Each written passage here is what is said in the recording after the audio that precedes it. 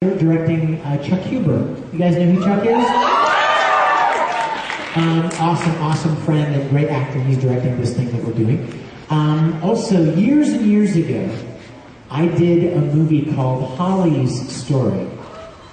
It's kind of a family film, so that's out there. And every once in a while, somebody shows up at a convention with a DVD of Holly's Story. So, okay, whose turn to ask? My turn? Okay. Standing on the chair. Okay, go ahead. Chair stander. I don't think that's going to work every time, people. Yeah.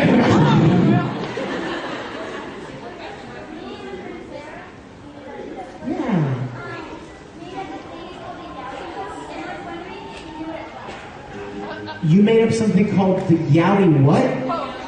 Poke. Yowie poke? Yeah. That sounds like something you would enjoy, Vic. Perhaps we could get Christopher Bevins to come here and these jokes here.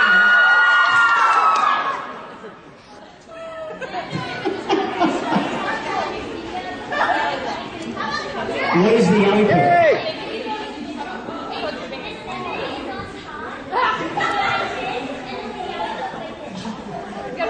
Okay, thank you so much. Thank you. Awesome, really. We should teach that to Yoda and Chris Bevins. When we need to teach the Yowie poke, we'll call it the Yoda poke. Because that's close. Thank you, you got me into that. I blame you. Just to breathe. These are the jokes, people. Alright, yes.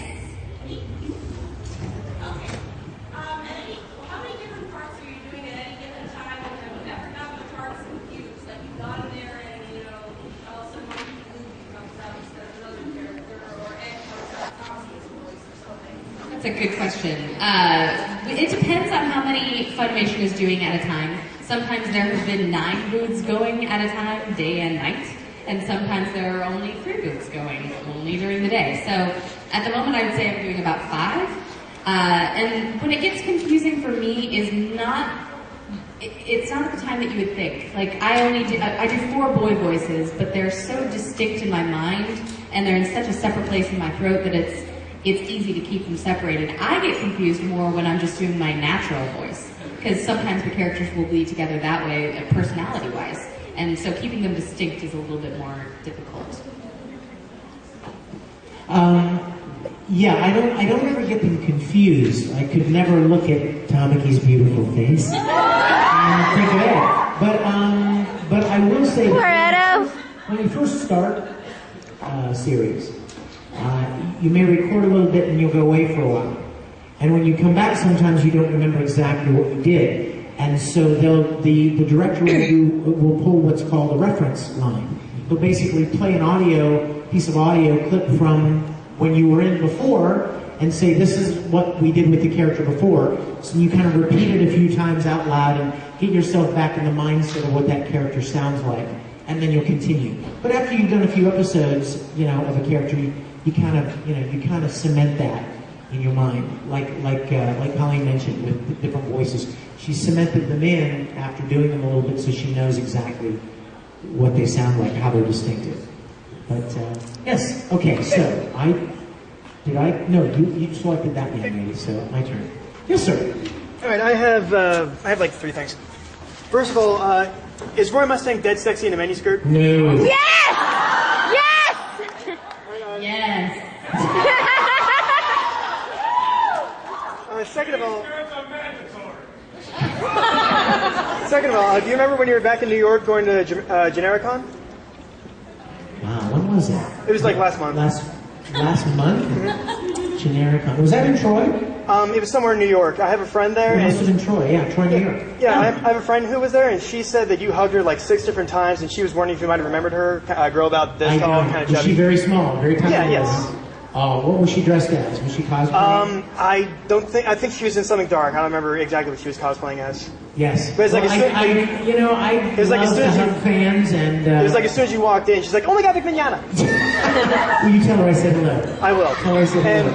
And I don't have a strong enough brain Right. to remember like every incident, but I certainly enjoy meeting the fans every chance I get. That's for sure. And I was wondering, how did you get into the voice acting business? Like, who did you Well, talk like to? I said, I was working on a production with a friend in Houston named John Gremion, and he suggested that I go audition for this place called ADB Films. He was already working for them. All right. And I went and auditioned, and I got cast, and then the next show came along, and I got to play a role in the next show, and So just it's all kind of about snowballed from there. So it was quite a blessing to just kind of be in the right place at the right time. So it's all about knowing the right people. Well, it's about knowing the right, it's partially about knowing people that, like we mentioned, knowing people that can get you involved and break you in. However, it's much more about having the skills developed. Right. It's like I've always, I coined this little phrase in my mind. Who you know will get you in the door. What you know will keep you in the room. All right. So you may get an opportunity from somebody, but you have to be prepared to be able to make good with the opportunity. Because I'm an amateur voice actor, I was wondering how you got in.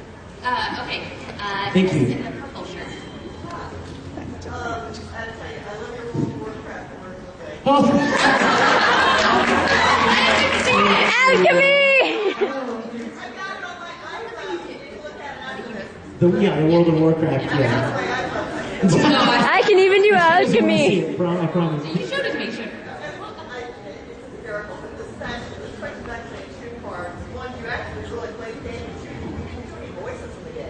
No, you know what? I don't play the game. It's kind of funny because I started getting a lot of email from fans saying, "Oh my gosh, you're an undead warlock, and what system or whatever you want." I'm like, I've never played. I'm sorry. I just made the commercial for fun. And the second thing is, you know what?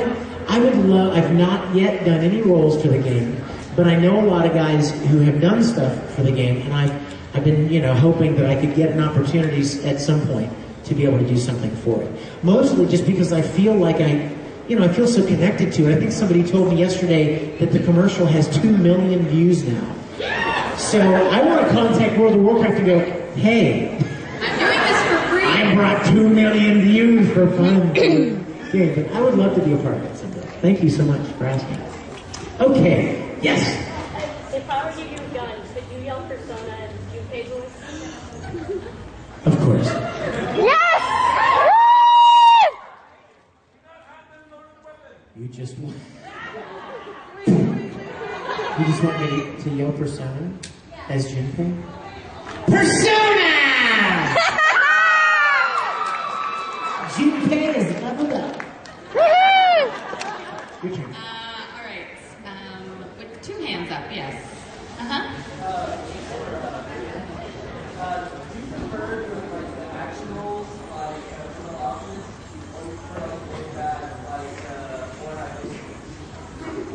Well, I think Full Metal has some of both. There's a lot of great drama and great, opportunity to do real nice, intimate stuff in Full Metal, and then there's a lot of action as well. I like doing everything. I just love doing this. I don't even pay any attention to when I get checks for any work I do because I just love doing it. I'm always pleasantly surprised when I open the mail and there's actually a check in there from somebody because I just did it and I didn't even think about, what's the rate of pay and how many hours did I do it. I just love doing it. So any opportunity to do it, I love it. Now I will say my voice is not the strongest in the world to do a lot of action. So usually when we do action things, we do them at the end of the session so that they don't blow your voice out. You get all of the actual talking out ahead of time. So.